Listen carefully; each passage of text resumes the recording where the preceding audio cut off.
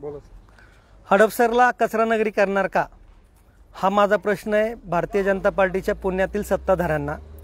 2017मध्ये ज्यावेळेस सत्ता बदल झाला त्याच्यानंतर बायोमायनिंग हा प्रोजेक्ट याच रामटेकडी परिसरामध्ये 750 मेट्रिक टनांचा आयुक्तांच्या अधिकारामध्ये उरुळीवरनं या ठिकाणी शिफ्ट केला. त्यावेळेसही मी हडपसरकर म्हणून या ठिकाणी विरोध केला होता. त्याच्यानंतर व्हेरियंट नावाचा प्रकल्प आला, 450 मेट्रिक टन. आपण त्या जागेवर आता उभे आहोत या रामटेकडीच्या इंडस्ट्रीच्या प्लॉटमध्ये. या ठिकाणी सुद्धा 450 मेट्रिक टनाच्या कचरा प्रकल्पाला पुणे महानगरपालिकेच्या मुख्य सभेमध्ये मी एकट्याने विरोध केला होता. त्यावेळेस मतदान झालं. मतदानामध्ये 1 विरुद्ध 72 असं मतदान झालं. परंतु राक्षसी बहुमताच्या जोरावरती भारतीय जनता पार्टीने या ठिकाणी सुद्धा व्हेरियंट नावाचा प्रपोजल मान्य केलं. आपल्या समोर जर पाहिलं आपण तर रोकेम नावाचा प्रकल्प आहे. रोकेम प्रकल्प फार जुना आहे. तो 750 मेट्रिक टनाचा आहे, परंतु तो चालतो 300च्या आसपास. मध्ये एकदा त्याला आग लागली होती का लावली होती हे त्यांनाच माहिती आहे. परंतु त्याच्यानंतर तो 150 मेट्रिक टनावर 2017 साली ज्यावेळी जाहीरनामा त्यांनी जाहीर केला आणि 100च्या पेक्षा जास्त नगरसेवक त्यांनी निवडून आणले, त्यावेळी त्यांनी त्यांच्या जाहीरनाम्यामध्ये असं सांगितलं होतं की आम्ही प्रत्येक प्रभागामध्ये कचरा प्रकल्प राबवणार. मग गेल्या 4 वर्षामध्ये त्यांनी प्रत्येक प्रभागामध्ये कचरा प्रकल्प राबवणं हे गरजेचं असतानाही एकही कचरा प्रकल्प ते चालू करू शकलेले नाहीत. हे भारतीय जनता पार्टीचं याच्यामधलं फेल्युअर आहे. याच्यावरती कहर म्हणून आता उरुळदेवाची या ठिकाणी सुद्धा त्याच भूमिग्रीन कंपनीला 450 मेट्रिक टनाचा कचरा प्रकल्पाची परवानगी पुणे महानगरपालिकेने दिलेली आहे. म्हणजे ते 450 टन, इथं 750चे 2, हा 450चा 1 आणि हडपसर इंडस्ट्रीमधले 200, म्हणजे जवळपास 2300 ते 2400 मेट्रिक टनाचे प्रकल्प हडपसरकरांनो जर हे हडपसरलाच होणार असतील तर सगळ्या पुण्याचा कचरा इथून पुढचाही आपल्याकडेच येणार. मी सत्ताधाऱ्यांना विचारतो की तुम्ही किमान शहराच्या 4 भागामध्ये कचरा प्रकल्प राबवा, ते कार्यान्वित करा. गेल्या काही महिन्यामध्ये वडगाव येथे कचरा प्रकल्प होता, तो तिथल्या स्थानिक नागरिकांनी जाळून टाकला. मग अशाच प्रकारची कृती हडपसरकरांनी करावी अशी जर हे असेल, त्यांची इच्छा असेल तर तेही करायला हडपसरकरांना मी विनंती करतो. हडपसरच्या सर्व स्वाभिमानी नागरिकांना मी विनंती करतो या व्हिडिओद्वारे की तुम्ही आता बाहेर पडा. आज या ठिकाणी मी चहापानासाठी खरं तर माझ्या पत्रकार बंधूंना बोलवलं होतं. उद्देश एक होता, कालच पत्रकार दिन झाला, त्यांना काल शुभेच्छा दिल्या आणि त्यांना विनंती केली की बाबांनो तुम्ही माझ्याबरोबर या कचरा प्रकल्पाच्या ठिकाणी या.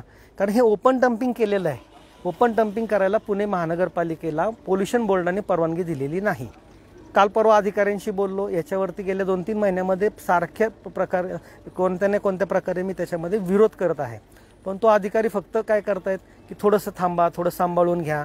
उरुळीवाल्यांनी ओपन डम्पिंग बंद केलं आहे. अरे मग ओपन डम्पिंग तिकडं बंद केलं आहे तर या ठिकाणी सुद्धा मी आयुक्तांना विचारलं की ओपन डम्पिंगची परवानगी दिली आहे का, तर नाही दिली म्हणतात. बरं, आता त्याच्यावरती कहर म्हणून आता हे शॉर्ट टेंडर नोटीस लावायच्या तयारीत आहेत. काहीतरी 3 मशिनरी आणल्यात त्यांनी की जी मशीन फक्त क्रशिंग करणार आहे. म्हणजे आपण मराठीमध्ये जे म्हणतो ना की दळण दळायचं, दाणे दळायचे आणि पीठ काढायचं, अशा प्रकारची मशिनरी आणलेल्या आहेत. हा कचरा फक्त दळला जाईल आणि त्याला 900 ते 1000 रुपये मेट्रिक टनानं पैसे देणार आहेत की ज्या क्रशिंग करायला 50 ते 100 रुपये सुद्धा मेट्रिक टनाला खर्च येणार नाही. ह्याला ते 10 पट खर्च करणार आणि हाच माल रिजेक्ट म्हणून उरुळीच्या माथी मारणार. हे असं सगळं गोलगोल चाललेलं आहे. म्हणजे एकाच कचऱ्यामधनं 1,500 ते 2,000 रुपये मेट्रिक टनाला महापालिका ठेकेदारांना कमवून देणार आणि तो सगळा पैसा येणं प्रकारे सत्ताधाऱ्यांच्या खिशामध्ये जात आहे. त्यामुळं हडपसरकरांच्या वरती अनेक प्रकारचे संकट येणार आहेत. या ठिकाणी हे ओपन डम्पिंग केलं, ह्याचा अर्थ अलिखित कचरा डेपो तयार केलेला आहे महापालिकेने. तो डेपो त्यांनी बंद करणं गरजेचं आहे. 17 पर्यंत इथं फक्त एकच प्रकल्प होता की जो 300 टनाने चालत होता, रोकेम नावाचा. त्याच्यानंतर आलेले 750चा 1, 450चे 2 आणि 200चा 1, हे सर्व प्रकल्प भारतीय जनता पार्टीने सत्ताधारी झाल्यानंतर राक्षसी बहुमताच्या जोरावर, राक्षसी ज्यावेळेस आम्ही म्हणत असतो त्याला कारणही असं आहे की सभागृहामध्ये त्यांचे 100 नगरसेवक आहेत. आपल्याला इतिहास माहिती आहे महाभारताचा की 100 कौरव आहेत आणि त्या कौरवांच्या सेनेचं नेतृत्व करणारे भारतीय जनता पार्टी पुण्यामधला सगळा कचरा हडपसरच्या माथी आणतायत. म्हणून हडपसरकरांना माझी विनंती आहे की बाबांनो, हे पुणेकर जे आपल्यावरती अन्याय करतायत, हे भारतीय जनता पार्टीचे सत्ताधारी जे हडपसरकरांवरती अन्याय करतायत, त्याला आपण कुठंतरी विरोध केला पाहिजे. ह्याच्यावरती कळस म्हणून केशवनगरला जी गायरानाची जागा आहे तिथं सुद्धा 100 मेट्रिक टनाचा कचरा प्रकल्प मित्रांनो मंजूर केलेला आहे.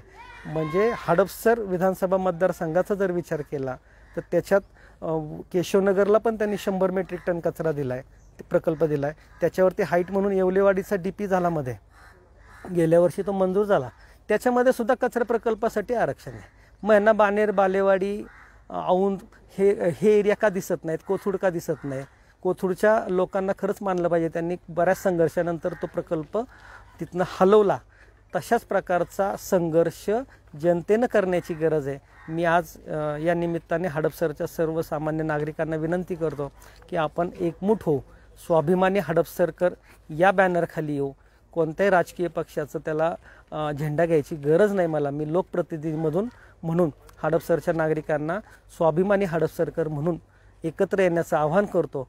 आणि आपण ह्या प्रकल्पांना, इथं येऊ घातलेल्या चुकीच्या कामांना, बेकायदेशीर कामांना आपण विरोध करू. याच्यामध्ये योग्य त्या ठिकाणी दाद मागायचं काम चालू आहे. कोर्टामध्ये योग्य वेळी योग्य ठिकाणी दाद मागितली जाईल. परंतु नागरिकांच्या सहभागाशिवाय कोणतंही चुकीचं काम थांबवणं तेवढं सहज शक्य नसल्यामुळं मी नागरिकांना वारंवार, हडपसरकरांना वारंवार विनंती करतो की ह्या आंदोलनामध्ये स्वाभिमानी हडपसरकर म्हणून तुम्ही सहभागी व्हा. आणि ही कचरारूपी राक्षस जो आपल्या माथे आलेला आहे तो आपल्याला इथनं दूर हलवायचा आहे, आपल्यापासून बाहेर पाठवायचा आहे. आणि त्यासाठी सगळ्यांनी साथ द्या. धन्यवाद.